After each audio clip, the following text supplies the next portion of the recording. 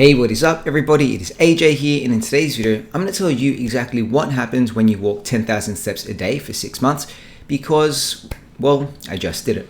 But before I tell you about the results and what happened, I actually want to take a step back and talk about the why and the reason behind I wanted to do 10,000 steps a day for 6 months. And of course, moving forward, I want to continue doing 10,000 steps a day for the health benefits of it. When we take a step back, you'd actually want to look at when I was younger. I'll throw a photo up now of me when I was 12 years old. In this photo, we're on a family vacation, and you can see that I was on the heavier side.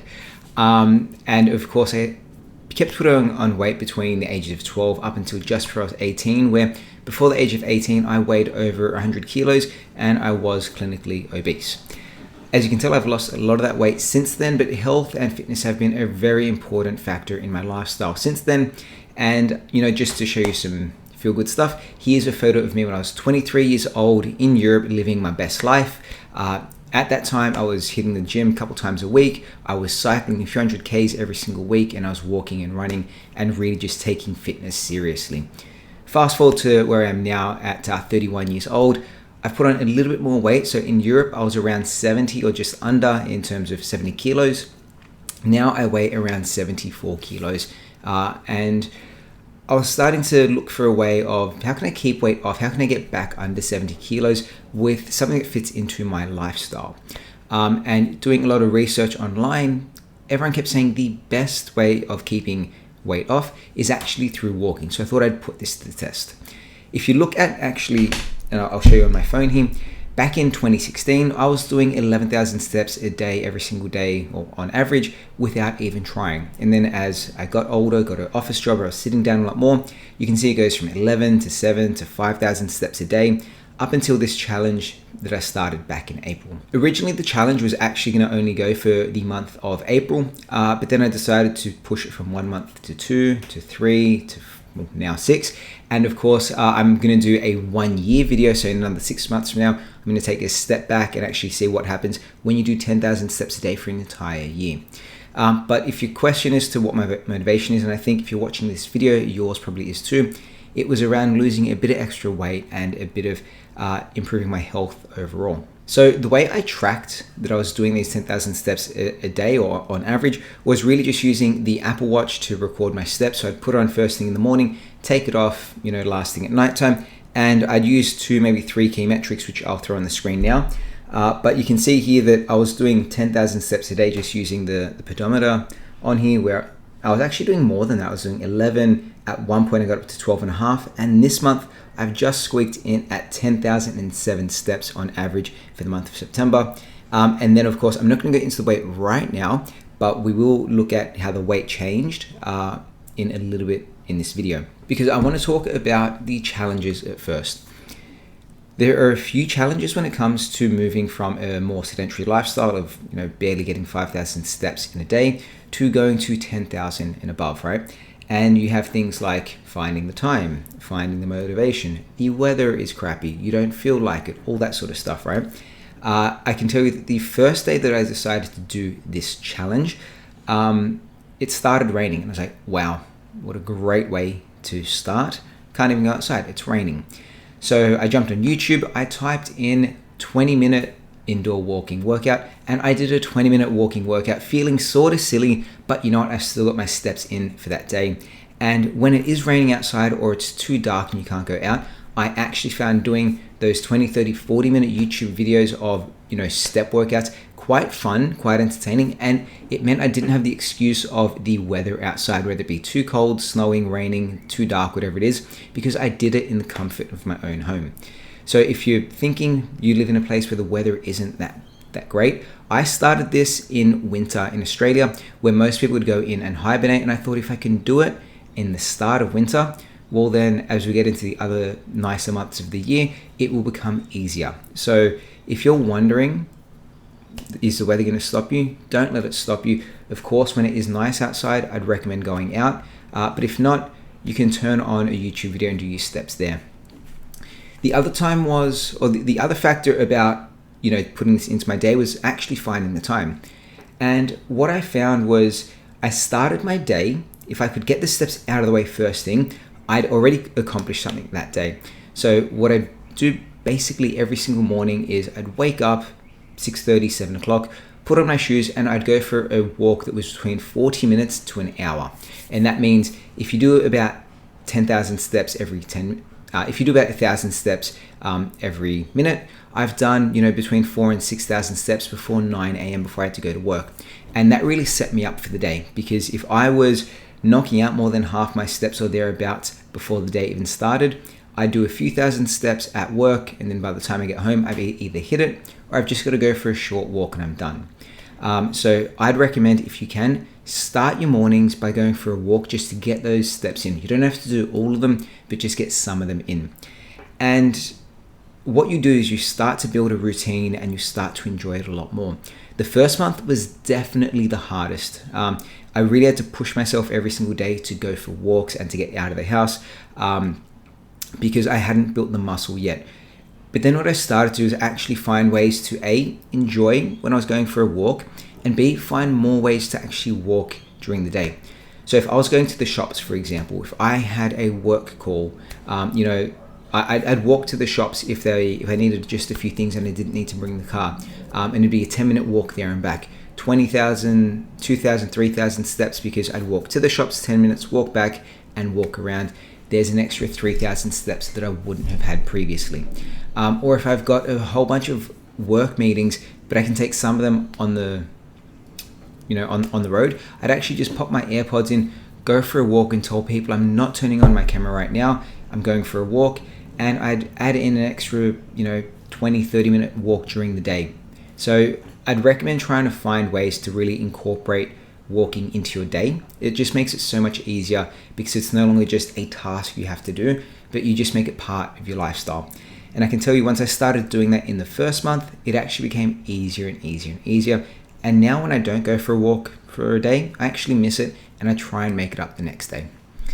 And that's actually a really good point, in that some days you just can't, get outside. You can't, you're at a work event, you're traveling, whatever it may be.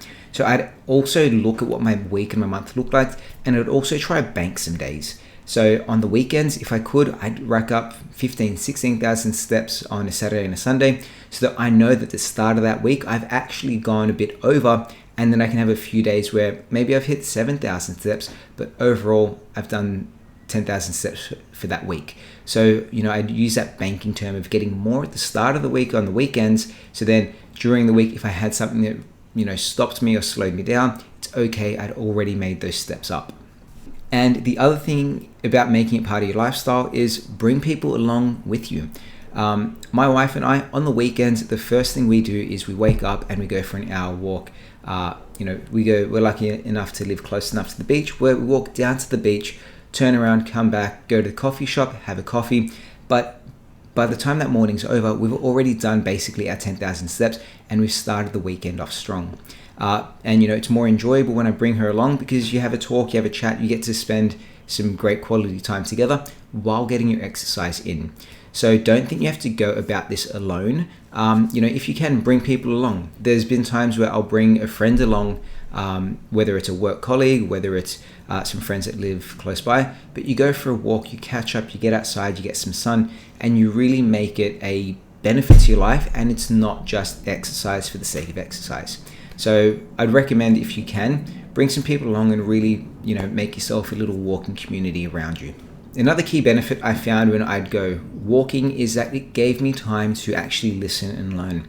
When I'd go for those 40-minute walks in the morning, what I'd do is I'd actually pop my AirPods in and I'd listen to some sort of podcast or a speech, and a lot of the things that I'd listen to were the benefits of walking. So I'd do 20 minutes and I'd listen to Paul Revere or Dr. Mike Diamonds or someone else that talks about all these benefits of walking, because it actually gives you the motivation to keep going. And then when I hit my 20-minute mark, I'd turn the video off, then I'd put some music on that I liked, and then I'd walk and cruise it back. So to me, I'd use that time to not only do the walk, but learn more about the benefits of walking, because it just made you more motivated to keep going and get out after it the next day as well. So by this point, you're probably thinking, okay, hurry up, get to the results, and thank you for sticking with me. Let's grab the phone and actually check out my history up until now. So in 2021, 5,300 steps. in 2022, 56. There was a month there where I almost hit 10,000. That's when I was traveling in Korea and we just walked around all the time. So at that month, I wasn't even trying to do it, but I almost hit it just thanks to traveling. And then of course, there's this month here where I started in January, not even 5. February, we just hit 5, and March 6,000. But then in April, we really picked it up, where I got 11,500 steps. This is on average, but if I jump into that month, you'll actually see, well, there's a few days where I did nothing. I had COVID, but because I banked it up earlier, I still hit over 10,000 steps for that month. If we jump into the next month, in May and June, you can see that I'm actually getting over those 10,000 steps because of those banked up days. And then of course the month of September, well, I just scraped by, and if we break this down, there were quite a few days here where I actually I was traveling with work. It was actually quite hard to get out because I was doing really long days. I was sick for a couple of those days as well. But you can see here that even with those excuses, I still managed to squeeze in and get 10,000 steps every single day on average. And now the weight. So let's jump to the year view. And you'll see I started in April with an average of 74.26 kilos. And if we break that down to the month, you see how it sort of fluctuates, but it always stays around that average minus a decent drop. But then it goes back up, and then it stayed pretty consistent. There was a little drop, and then we go up, up, up. And I started at 74.26, and now I've ended actually 100 grams heavier at 74.35. But does that mean it was a waste of time? No. And I'll tell you why. Like I said, I started this in winter, and in winter I usually put on a couple of kilos, but what we can see here is that my weight actually stayed super consistent. I didn't change my diet, I didn't change anything, but I added in the steps every single day, and I managed to keep my weight at the same level pretty much. You saw one month it dipped, the other month it went back up, but it stayed very, very consistent. And for me, that's a win, because in winter I usually put on a couple of kilos because you spend a lot more time inside. The other thing there is that I didn't actually change my diet at all. And you always hear you have to be in a calorie deficit, calorie deficit, calorie deficit. And if you want to lose weight, you got to, be in that calorie deficit. Walking definitely helps you get there. But just because you've gone from 5 to 10,000 steps a day and changed nothing else, doesn't mean you're just going to keep dropping weight. Although that's where my video in a year from now, 6 months from now, is actually going to show what happens when you go through all 4 seasons with changing nothing but your walking.